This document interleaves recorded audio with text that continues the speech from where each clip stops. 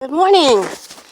Okay, today we are getting the ground prepared to plant a little tomato plant I bought. Now normally I start my vegetable plants from seeds, but well, kind of getting a late start, so I'm going to just get things going. I already have gotten my hole dug. Now, any plant that you're going to transplant, you want to dig your hole just a little bit deeper than what you're going to need, and you want to make the hole twice as wide as what you're going to need to fit the potted plant into. Tomatoes, when you're transplanting them, you want to plant them a little bit deeper anyhow,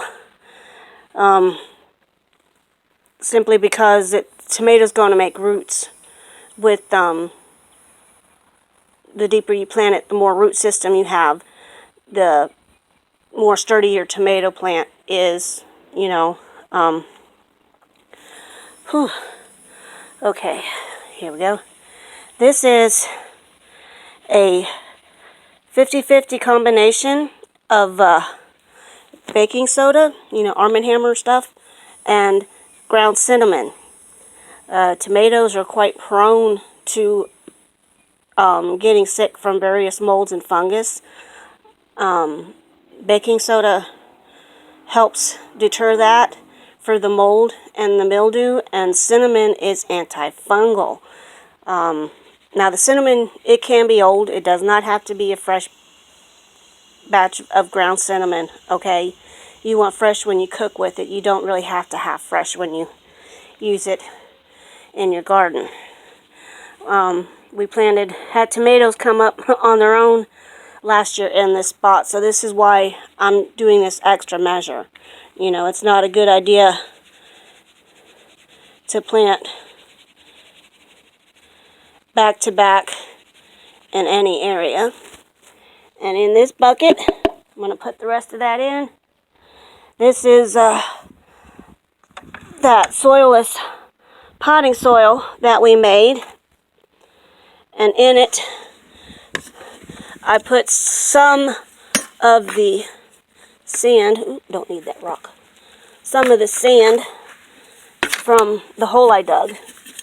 Because a lot of people, they'll dig a hole with the ground not being very fertile, and they will put all of their compost material or their cow manure in the bottom of the hole. Now, logic would say that that's the thing to do, but really it isn't, because what you're going to do is all the new roots that are going to be growing as the plant itself grows are going to stay in that good soil. Your plant can become root bound in the ground. Wow, who would have thought, right? So, now I'm not planting this tomato plant this morning. Down here, it's quite hot. Down here in Florida, or in the South, you do want to do your transplanting late of the evening, so that way, it has all night to kind of help it get out of the shock of the transplanting. Now in the wintertime for us, you can do this pretty much any time of day. Although I still try to do it later in the evening, because our winters really aren't all that cold. Okay, now what I'm doing is I'm putting some of our mixture in the hole, like so. Kind of work it around. Okay, filled it up too much, not a problem. Just going to go ahead and take some of this out. As you can see, this ground is mostly sand. So it's kind of falling in on itself here, not wanting to cooperate with me. It's a good thing I made up a bunch of this stuff last night, huh? Like I said, that Soilless potting mix is a good soil amendment. The peat moss is going to help attract the earthworms And you most definitely want to see earthworms. Good soil is teeming with life. What you want and what you don't want. What you can see and what you can't see. Okay, now this is, we finished off a gallon of milk last night. And I filled it about halfway full of water. I put in 1 tablespoon of molasses. And then I filled it back up with water. Now, tomatoes are one of the few plants that actually need calcium in order to grow well. So, you know, once a month or so, you can water your tomato plants with, you know, milky water. Now, the reason I'm filling this hole up with water is for when I plant it, I'm getting it ready so that way it's moist pretty far down where the roots are going to be. Now, you know how dry your area is by how quickly the water drains. And this looks like it's pretty good because, well, it rained a couple days ago, so the water table went kind of high. Also, when you're planting, and when I actually plant this, I'm going to fill this up again and put the plant inside that muddy water. This way, you kind of help get rid of all the air bubbles. Roots need air, yes, but not exactly like that. You aerate your soil, but you don't want the air actually underneath the ground. Okay, now I forgot to bring this out. Like I said, tomatoes like calcium. Now in this mixture here in the bucket, I am going to add, maybe a 1/4 cup of powdered milk. Just to simply help it out. That's kind of a lot for this little area, but this soil really needs to be worked. I was not telling a story when I said the soil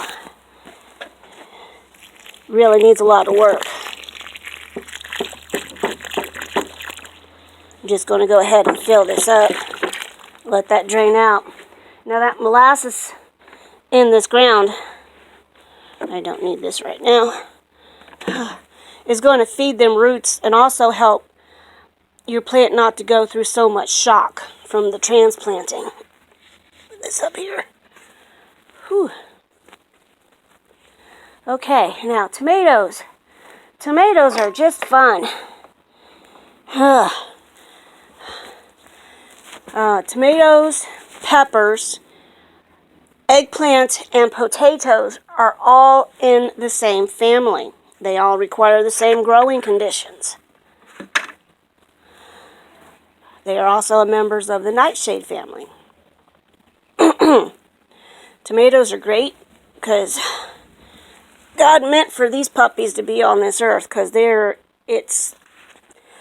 tomato seeds are the only seeds known to man that actually can survive a proper composting procedure. The process of composting, they survive it. Don't put tomato seeds in your compost. Okay, now what I got here is a pink brandywine. I don't know if you can see that. This is an heirloom tomato. Now, any of your heirloom seeds, if you're growing heirloom plants of the same type, like you want to grow different varieties of heirloom tomatoes, you know, there's cherry tomatoes that are heirlooms. Tomatoes come in all kinds of colors, shapes, and sizes. Now, if you're going to save the seeds from some of your fruits, you want to make sure that you plant them no less than 25 feet apart of the different varieties. Now this brandywine here, I'm going to take some cuttings off of it once it gets a little bit bigger, and I'm going to root those. So that's why I only bought one plant, because I can make many, many, many more throughout the coming up months. Now, down here, tomatoes don't care too much for the sun too much during our summers. that's okay. We can plant it in the shade on the back of the house to kind of protect it from that afternoon sun. It's also where we usually plant our lettuce plants, is in where they only get the morning sun. Okay, that's going down right nice. Whew. So, okay, this is about all the damage I can do right now. I'm going to go ahead and let that all sink in. And I will talk with you guys later.